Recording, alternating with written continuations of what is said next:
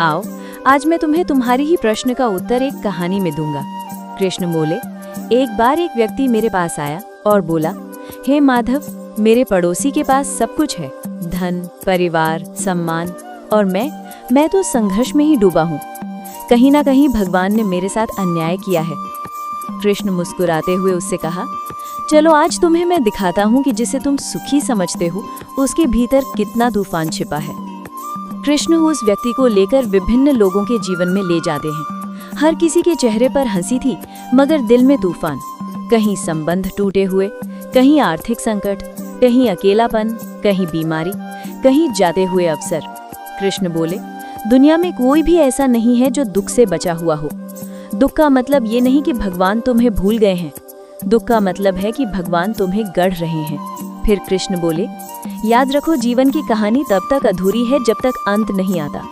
महाभारत में अगर अर्जुन बीच युद्ध में कह देता कि मैं तो दुखी हूँ, मेरा संघर्ष ही गलत है, तो आज वो सर्वश्रेष्ठ धनुर्धर ना कहलाता।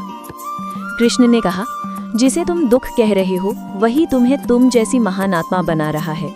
कष्ट का अर्थ दंड नहीं। कृष्ण ने उस दुखी मनुष्य का हाथ पकड़कर कहा, लोग समझते हैं कि दुख दंड है, पर सच ये है कि दुख एक दिशा है, आत्मा को ऊपर उठाने की दिशा। कृष्ण बोले, जब तुम दुख में हो तब मैं तुम्हारे सबसे पास हूँ। खुशी में तो सभी साथ देते हैं, दुख में सिर्फ मैं। कृष्ण ने प्रश्न किया, तुम दुखी क्यों हो? फिर कृष्ण शांत होकर बोले, बताओ तुम दुखी क्यों हो? मनुष्य बोला, क्योंकि मेरी इच्छा पूरी नहीं हो रही, मेरी मेहनत का फल देर से मिल रहा है, जिसको चाहता हूँ वो दूर है और भविष्य अंधकारमय है।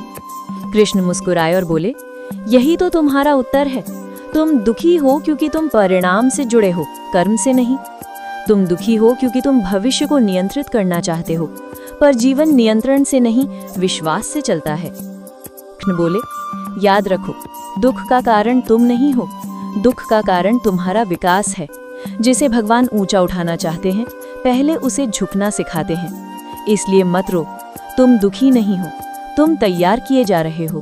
तुम्हारे जीवन में अभी बहुत प्रकाश आना बाकी है। तो मित्रों, अगर आज आप दुखी हैं, परेशान हैं, जीवन आपको समझ नहीं आ रहा है, तो याद रखना, आपके दुख में भी श्री कृष्ण की योजना छिपी है। दुख तुम्हें तोड़ने नहीं आया है, तुम्हें विशाल बनाने आया है। और कृष्ण कभी देर करते हैं, लेकिन कभी गलत नहीं करते। इस कहानी का दूसरा हिस्सा सुनने के लिए चैनल को सब्सक्राइब कर दीजिए। धन्यवाद।